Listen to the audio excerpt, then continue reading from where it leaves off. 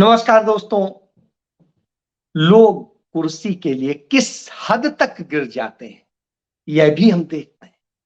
जो अपने आप को बड़ा महान और बहुत बड़ा बताते हैं, बड़ा न्यायप्रिय बताते हैं, उनको गिरते हुए देख रहा हूं। उनको गिरते हुए देख रहा हूं जो कहते हैं मैं तो फकीर था। उनको गिरते हुए देख रहा हूं। उनको गिरते हुए देख रहा हूं जो बड़े सिद्धांत बताते थे, और गिरते हुए देख रहा हूं उन तमाम सारे लोगों को जो छोटी सी छोटी बातों पे सरकार को नैतिकता बताते थे। आज टूटती हुई नैतिकता, भ्रष्ट होती व्यवस्था और लुटते लोकतंत्र पर वो मौन साधे हैं या ऐसा करने वालों के साथ खड़े हैं। जो लोकतंत्र सेनानी होने का दावा करते थे, आज वो कुर्सी के लिए, पैसे के लिए सब छोड़ के वहां खड़े हैं। जो कहते थे कि हम साधु हैं, हम संत हैं, क्या कोई अपने साथ लेके जाएगा, वही सबसे ज्यादा बटोरने में, जमा करने में लगे हुए। आज मैं ये बातें कर रहा हूं, आपको लग रहा होगा मैं कोई प्रवचन दे रहा हूं। नहीं, प्रवचन नहीं दे रहा हूं। शुरुआत एक घटना से करूंगा। पहले बिल्कुल ताजा घटना है। चंडीगढ़ में महापौर का यानी मेयर का चुनाव है, और वो चुनाव होना था 22 तारीख को। उसकी डेट तय थी। उसके पहले उसकी डेट तय थी 6 तारीख को, वो टल गई और 22 तारीख कर दी गई कि 22 जनवरी को। 22 जनवरी को जब यह चुनाव होना था, तो जो चुनाव अधिकारी था, सह चुनाव अधिकारी था, वो सब बीमार पड़ गए और कहा आज चुनाव कैंसिल। मतलब 2 अफसर बीमार पड़ गए, इसलिए चुनाव कैंसिल। क्यों? क्योंकि यहां भारतीय जनता पार्टी का मेयर था, और इस बार जो चुनाव होना था, 36 वोटों में से 20 वोट कांग्रेस और आम आदमी पार्टी के पास थे। दोनों ने गठबंधन कर लिया, इससे उनके 20 वोट बनते हैं, और भारतीय जनता पार्टी, अकाली दल और स्थानीय सांसद का भी वोट मिलाकर के टोटल 16 वोट बनते थे। तो ऐसी स्थिति में भारतीय जनता पार्टी की हार 100% तय थी। तो साहब, बड़ा खरीद फरोख्त सबकी कोशिश हुई, लेकिन सारी कोशिशें बेकार चली गई। जो बिकने वाले थे वो पहले ही बिक गए थे, कुछ आम आदमी पार्टी से, कुछ कांग्रेस पार्टी से। बावजूद इसके ये दोनों जीतने की हालत में थे। तो इंडिया गठबंधन के तहत आम आदमी पार्टी और कांग्रेस का ये पहला छोटा सा चुनाव था, और चूंकि चंडीगढ़ में मेयर 1 साल के लिए होता है, तो यहां जो जीतता वो सिर्फ जो है 9 महीने करीब रहता है, 10 महीने, क्योंकि 10 महीने बाद में फिर पूरा इलेक्शन होना था, और वो मेयर का नहीं, पूरा पार्षदों का चुनाव होना था, फिर जनता को चुनना था। तो इसलिए तो ऐसी स्थिति में कोई इतनी बड़ी बात नहीं थी। लेकिन इसी बीच में लोकसभा चुनाव है 2024 का। तो मेयर जिस पार्टी का होगा, वो वोट दिलाने में और तमाम तरह के जो आम आदमी से जुड़े हुए कार्यक्रम है, उनको कराने में एक बड़ी भूमिका अदा करता है। तो ऐसी स्थिति में यह मुफीद था कि जिसका मेयर होगा उसको फायदा मिलेगा उसका। चलिए, लेकिन चुनना पार्षदों को था। तो साहब तब बीमार पड़ गए, और उन्होंने जो उसकी नई डेट तय की वो की 6 फरवरी। कांग्रेस और आम आदमी पार्टी इसको लेके हाईकोर्ट गए। हाईकोर्ट ने सारी बात सुनी, और सुनने के बाद में डायरेक्शन दी, चलिए 30 तारीख को होगा। यानी उसने भी टाइम इतना दे दिया इन्हें। 22 तारीख को कोर्ट गए थे और 30 तारीख का टाइम दे दिया। चलिए भाई, आज 30 को जब इलेक्शन होना था, तो वही भी चुनाव अधिकारी जिसके बारे में यह सवाल उठाया गया था कि यह आरएसएस का व्यक्ति है, उसके सरकारी दफ्तर में आरएसएस के नेताओं की, जो उनके पदाधिकारी रहे हैं, उन सबकी फोटो लगी हुई। ऐसी स्थिति में आप समझ सकते हैं, तो वो शख्स चुनाव का इंचार्ज था, और वही हुआ जो होना था। इंडिया गठबंधन यानी आम आदमी पार्टी और कांग्रेस के वोट इंटैक्ट रहे, नहीं बिके, और 20 के 20 वोट पड़े, और भारतीय जनता पार्टी और अकाली दल और सांसद के मिला के 16 वोट पड़े। निश्चित रूप से भारतीय जनता पार्टी को हारना तय था। इस पर उस चुनाव अधिकारी ने जब वोट उससे निकाले और उसके बाद में 8 पार्षदों के वोट पर निशान लगा दिया और इसी आधार पर इनवैलिड कर दिया कि उनमें तो निशान लगे हुए, और भाग्य से वहां सीसीटीवी कैमरे का ऑर्डर दिया था चूंकि हाईकोर्ट ने, इसलिए सीसीटीवी कैमरे में यह बात कैद भी हो गई।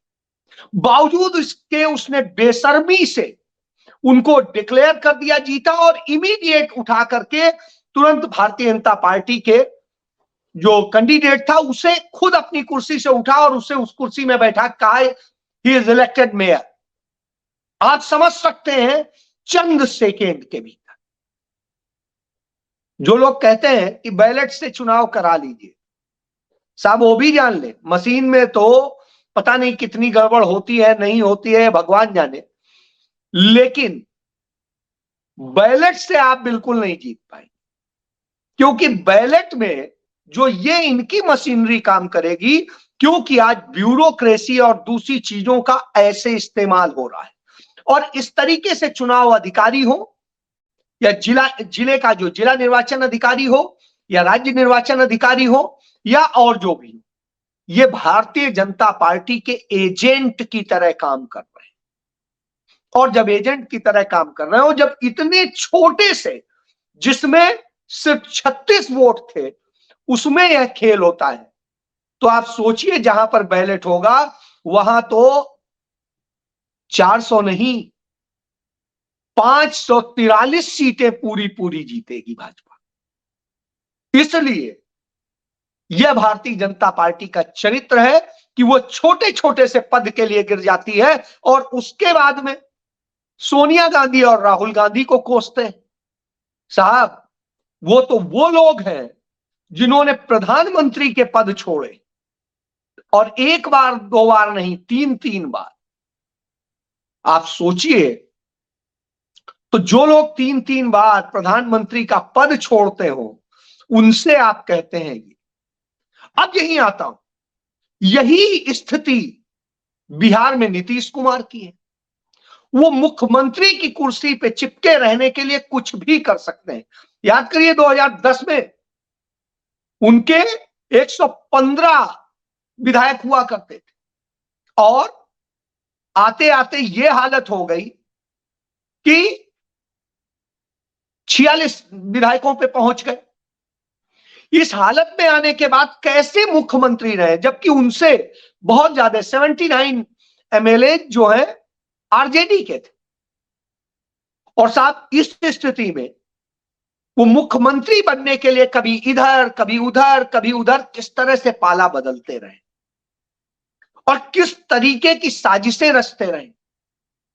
और याद करिए जब उन्होंने इंडिया गठबंधन बनाने की पहल की थी तो पटना में उसकी पहली मीटिंग हुई थी, और उस मीटिंग में ही पहली मीटिंग में उन्होंने कहा था मुझे कोई पद नहीं चाहिए, मैं न प्रधानमंत्री पद का कैंडिडेट हूं न किसी और चीज का, मेरा सिर्फ एक मकसद है कि लोकतंत्र रहना चाहिए, भारतीय जनता पार्टी हारनी चाहिए, मोदी की तानाशाही खत्म होनी चाहिए। यह बात उन्होंने कही थी और बार बार उन्होंने कही कि मुझे पद नहीं चाहिए। अब उनके प्रवक्ता केसी त्यागी कहते हैं, जो उनके नाक कान बताए जाते हैं, मुंह बताए जाते हैं, वो ये कहते हैं कि इसलिए उन्होंने गठबंधन का साथ छोड़ दिया क्योंकि इंडिया गठबंधन में उन्हें प्रधानमंत्री पद का कैंडिडेट नहीं घोषित किया, उन्हें संयोजक नहीं बनाया। हुजूर, जो व्यक्ति ये कहता हो कि हमें ये नहीं किया और ये नहीं बनाया और ऐसे है, इसका मतलब है वह शख्स सिर्फ और सिर्फ पद पाने के लिए था। जब उसे लगा कि प्रधानमंत्री की कुर्सी तो मिलने से रही, और जो उसने नैरेटिव अपने कथित समाजवादियों के जरिए पूरा बनाया था ये वही समाजवादी हैं जो भारतीय जनता पार्टी या पहले जनसंघ आरएसएस की मदद से सत्ता में आते रहे, नहीं तो अकेले बूते कभी नहीं आए, न वो आए न वो आए। याद करिए 1977 की सरकार जनसंघ के माध्यम से बनी थी। जनसंघ ने और सबने मिलकर के उसमें विलय किया था, चाहे लोहिया हो, चाहे जयप्रकाश नारायण हो, चाहे ये हो, और सब ने किया था और ये विलय करके जनता पार्टी बनाई थी। और उस जनता पार्टी के माध्यम से उन्होंने यह फांसीवादी शुरुआत की थी, क्योंकि उन्हें लोकतांत्रिक सरकारें नहीं चाहिए थी। लोकतंत्र को कैसे सस्पेंड कराने के लिए, इमरजेंसी लगाने के लिए उन्होंने मजबूर कराया था। कैसे आरएसएस का वो एजेंट, उस समय का जस्टिस सिन्हा, उसने जिस तरीके से, जस्टिस जगमोहन सिन्हा ने जिस तरीके से इंदिरा गांधी का गलत तरीके से चुनाव रद्द किया था, जिसे बाद में सुप्रीम कोर्ट ने माना गलत रद्द हुआ है, आप सोचिए वो साजिशें तब से रची जाती रही। वो मोरारजी देसाई, आज चूंकि हमारे राष्ट्रपिता महात्मा गांधी का पुण्यतिथि है, उन्हें सादर नमन करते हुए मैं कहता हूं कि जो हत्यारों को बचाने के लिए उस समय के गृह मंत्री थे बॉम्बे प्रांत के मोरारजी देसाई, और उन्होंने किस तरीके से सावरकर को बचाने के लिए, उनके हत्यारों को बचाने के लिए साजिश रची थी, उसी साजिश का उन्हें इनाम दिया गया था और जनता पार्टी सरकार ने उन्हें प्रधानमंत्री बनाया था।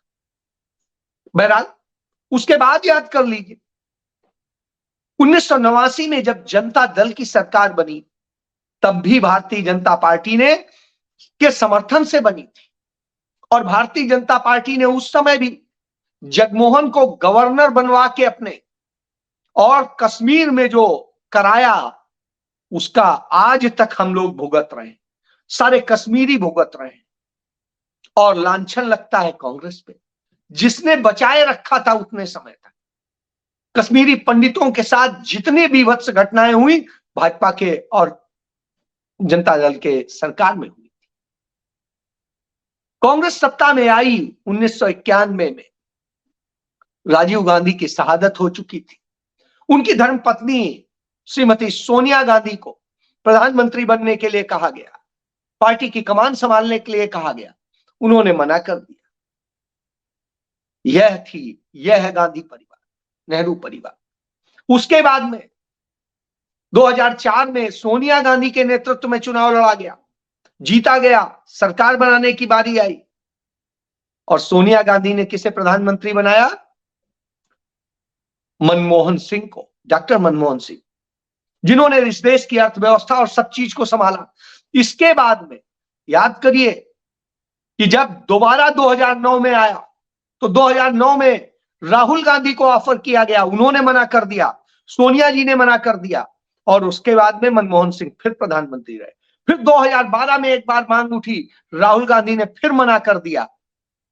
तो यह इतिहास है कुर्सी छोड़ने का, क्योंकि इस देश के लोकतंत्र महत्वपूर्ण है, इस देश की जनता महत्वपूर्ण है, इस देश का किसान महत्वपूर्ण है, इस देश का युवा महत्वपूर्ण है, इस देश की बेटियां महत्वपूर्ण है, इस देश का आदिवासी, पिछड़ा, दलित सब महत्वपूर्ण है। और इसीलिए 2011 की जनगणना, जातिगत जनगणना कांग्रेस पार्टी ने कराई थी। उसके जातिगत जनगणना के जब नतीजे आए, सरकार बदल चुकी थी, परिणाम घोषित नहीं किए गए। लेकिन आप बताइए, इसके पहले कभी भी जातिगत जनगणना हुई हो? आजादी के पहले एक बार हुई थी। तो और नीतीश कुमार 17 साल भारतीय जनता पार्टी के साथ सरकार में रह चुके थे, बावजूद इसके बाद, और केंद्र में भी सरकार में रहे, उसके बावजूद जातिगत जनगणना का कोई फैसला किसी सरकार ने नहीं लिया था। और जब अभी 2022 में दोबारा सरकार में आए, तो आरजेडी और कांग्रेस के दबाव में उन्हें राज्य में उन्होंने जातिगत जनगणना कराई, और लोगों को नौकरियां देने का जो राहुल गांधी का है कि युवाओं को हक मिले, और जिस तरीके से आरजेडी का अपना वायदा था दोनों का वायदा था, कांग्रेस और आरजेडी का, और उस वायदे के तहत नौकरियां दी गई, 5 लाख नौकरियां दी। अब आप समझिए, यही समस्या है। तो जब आज अब राहुल गांधी बिहार में है, इन सारी बातों पे चर्चा कर रहे हैं, और आज उन्होंने पूर्णिया में रैली की और वहां बताया, इतनी विशाल रैली बिहार के इतिहास में नहीं हुई थी, उतनी बड़ी रैली हुई है, उस कांग्रेस की रैली हुई है जिस कांग्रेस को आप कहते हैं खत्म हो गए। और उस कांग्रेस ने की है, तब की है जब कांग्रेस की सहयोगी आरजेडी के नेताओं को किस तरीके से आप परेशान किए हुए हैं कि वो राहुल गांधी की भारत जोड़ो न्याय यात्रा में शामिल ना हो। कल आपने लालू प्रसाद यादव जी को, जो बीमार है, उनको बुला करके घंटों घंटों पूछताछ का और सब कुछ किया, और आज तेजस्वी यादव को बुला करके पूछताछ का किया। इसी तरीके से झारखंड जाने वाली है तो वहां के मुख्यमंत्री हेमंत सोरेन को किस तरीके से किया जा रहा है, ऐसे उनके साथ व्यवहार किया जा रहा है जैसे वो मुख्यमंत्री नहीं, एक अपराधी हो। और जिस तरीके के आरोप हैं वो सब कुछ है, और वो हर बार जबकि पेश हुए तब ये हालत। और जब वो नहीं गए हैं तो उन्होंने उसके कारण बताए हैं, उसकी चीजें दी हैं, प्रत्युत्तर दिए हैं, लीगल तरीके से दिए हैं। तो यह बताता है कि कैसे डरते हैं वास्तव में। ये चुनाव जीतने के लिए जो धांधली करते हैं, जानते हैं कि मशीनों से नहीं जीत सकते हैं, इसके लिए इन्हें जनता में ही निरसन मनाना पड़ेगा। जिस तरीके से नैरेटिव बना करके दूसरों को भ्रष्ट घोषित करो, दूसरों को अलोकतांत्रिक घोषित करो और डरवाओ, इतना डराओ कि या तो वो हमारे पाले में आ जाए या वो लोकतंत्र की जिद छोड़ दे और वो कांग्रेस से दूर हो जाए। क्योंकि आज की डेट में राहुल गांधी किसी भी परिस्थिति में आंधी तूफान से झेलते हुए खड़े हैं, लोकतंत्र के लिए लड़ रहे हैं, सच के लिए लड़ रहे हैं। और आज भी उन्होंने कहा कि मैं यह एक्सरे करा के रहूंगा, यह मेरा आपसे वायदा है। और राहुल गांधी ने जो वायदा किया है, आज तक मोदी की गारंटी की तरह झूठा नहीं होता। मोदी करके तो आए थे, तमाम राज्यों में गारंटी करके आए थे, जहां जीते बताइए किया है क्या पूरा? देश से गारंटी दी थी, संकल्प पत्र निकाले थे, और क्या उन संकल्प पत्र के वायदे पूरे हुए हैं क्या? आज बेरोजगारी भारत के इतिहास में सबसे ज्यादा है, महंगाई भारत के इतिहास में सबसे ज्यादा है, और कर्ज भारत के इतिहास में सबसे ज्यादा है। जब यह स्थिति हो तब आप क्या कहेंगे? तब वो बताते हैं हमारी इकोनॉमी 2030 में इतने ट्रिलियन हो जाएगी। हुजूर, जब आप ये ट्रिलियन ट्रिलियन बताते हैं और आपकी जो विकास दर है, वो दर जब आती है तो आती है 5 पॉइंट समथिंग है, और जितनी आप ट्रिलियन की बताते हैं वो होने के लिए कम से कम 15% होनी चाहिए विकास दर जीडीपी की। तो ऐसी स्थिति में यह समझ में आता है कि आप उनको समझा सकते हैं जिन्हें कुछ नहीं पता है। तो आप सिर्फ और सिर्फ झूठ फैलाते हैं, झूठ बोलते हैं और इस तरह से बताते हैं। आपको यह शर्म नहीं आती, लाज नहीं आती, क्योंकि आप लज्जा खो चुके हैं। लोकतंत्र से आपका वास्ता नहीं है, और लोगों के जीवन से खेलना, किसी को भी बेच देना, किसी का भी सौदा कर लेना आपके लिए सामान्य सी चीज है।